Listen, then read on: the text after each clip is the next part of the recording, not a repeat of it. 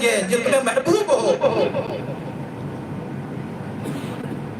اتنا خرچ کرنے میں جو جیب سے گیا پتہ بھی نہ چلے.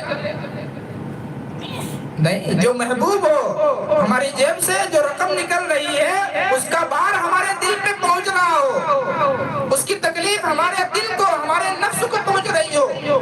اگر ہمارے نفس کو تکلیف نہیں پہنچ رہی ہے، ہمارے دل کو تکلیف نہیں پہنچ رہی ہے، اور قلیل سا مال 10 روپیہ 50 روپیہ اگر ہم نے خرچ کر دیا ہے تو یہ کافی نہیں ہے. اگر ضرورت 1 لاکھ کی ہے تو کم خرچ میں ہمارا کام نہیں چل سکتا. جیسی ضرورت ہو ویسا خرچ کرنا پڑے گا. اور اللہ نے فرمایا وَمِمَّا رَزَقْنَاهُمْ، اس میں سے یہ من جو تبعیضیہ ہے، علماء نے فرمایا وَمِمَّا، یہ اصل میں من اور ما، یہ من تبعیضیہ ہے. اللہ نے یہ نہیں کہا ہے کہ ہم نے جو تمہیں دیا سب خرچ کر دو، نہیں. وَمِمَّا، اس میں سے کچھ بعض حصہ جو ہم نے تمہیں دیا ہے.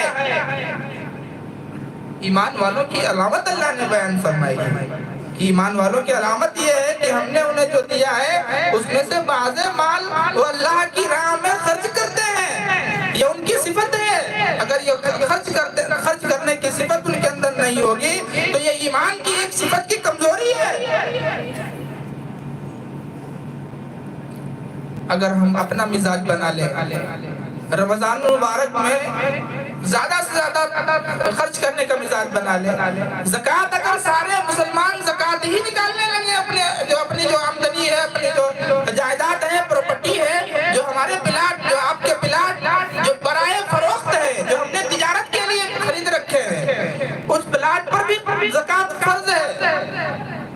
اگر ہم سب خالی زکوٰۃ ادا کرنے لگے تو سارے مدرسے یوں ہی چل جائیں گے.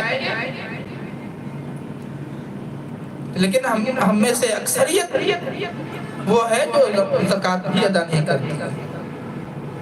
امداد تو دور کی بات ہے، زکوٰۃ بھی ادا نہیں کرتی ہے. یہ جو پلاٹ ہم خریدتے ہیں، کیا ہم خریدیں گے اس کو بیچ دیں گے، اس پر بھی زکوٰۃ فرض ہے. اور موجودہ قیمت کے اعتبار سے یہ نہیں کہ 10 لاکھ کا ہم نے خریدا تھا تو 10 لاکھ کے حساب سے ہم زکوٰۃ نکال دیں. نہیں، آج کی ڈیٹ میں جتنی قیمت اس پلاٹ کی ہے اسی قیمت کی زکوٰۃ آپ کو نکالنی پڑے گی، اس لیے کہ وہ برائے تجارت ہے. ہم جانتے ہی نہیں ہے، ہمیں پتہ ہی نہیں ہے. ہماری اتنی ساری پراپرٹی ہے، ہمارے اتنے سارے پلاٹ ہیں، اتنی ساری زمینیں ہماری برائے فروخت ہے. ہم اسی کام میں لگے ہوئے ہیں، تجارت کا کام کر رہے ہیں، لیکن ہمیں اس چیز کا احساس ہی نہیں ہے کہ ہمیں زکوٰۃ بھی نکالنا ہے. اور ہیں جی بڑے دیندار حاجی صاحب ہیں، نمازی صاحب ہیں، لیکن زکوٰۃ نکالنے کی توفیق نہیں ہو رہی ہے. فرض نماز بھی پڑھ رہے ہیں، روزے بھی رکھ رہے ہیں، لیکن ایک جو بڑا فرض ہے، جو ایک اہم ہے، زکوٰۃ نکالنا، یہ مال یہ بڑی دیر میں یہ نکلتی ہے.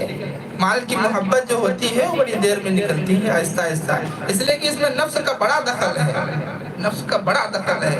وہ نماز بھی پڑھ لے گا، نماز 5 ٹائم کی بھی پڑھے گا، تہجد بھی پڑھنے میں کوتاہی نہیں کرے گا، اشراق بھی پڑھے گا، وہ چاشت بھی پڑھ لے گا، لیکن جب مال خرچ کرنے کی باری آئے گی تو پیچھے ہٹے گا. اس لیے کہ نفس مال کا لالچ دلاتا ہے. یہ تو کافروں کا طریقہ ہے، مسلمانوں کا طریقہ ہی نہیں ہے. اللہ نے قرآن پاک میں فرمایا الذی جمع مالا وعددا. کفار کا طریقہ ہے کہ وہ مال جمع کرتے ہیں اور اس کے بعد گن گن کر کے تجوری میں رکھتے ہیں. اور ایسا نہ ہو کہ وہ 100 روپیہ 200 روپیہ اگر ہم مسجد میں دے دیں گے، مدرسے میں دے دیں گے تو اتنا مال ہمارا ضائع نہ ہو جائے. بہرحال ہمارے ہندوستان کے جو بھی مدارس ہیں جو صحیح معنوں میں اپنی روش پر قائم ہے، وہ کسی سرکاری فنڈ سے نہیں چلتے، وہ آپ حضرات کے تعاون سے چلتے ہیں، آپ حضرات کے جو ہے ساتھ دینے سے چلتے ہیں. اس لیے زیادہ سے زیادہ مدارس والوں کے ساتھ برتاؤ کرنا چاہیے.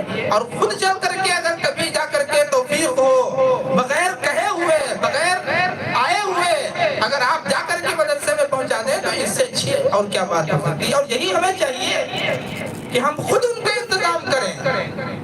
بہرحال اللہ تعالی ہم سب کو ان علماء کی قدردانی کی توفیق عطا فرمائے.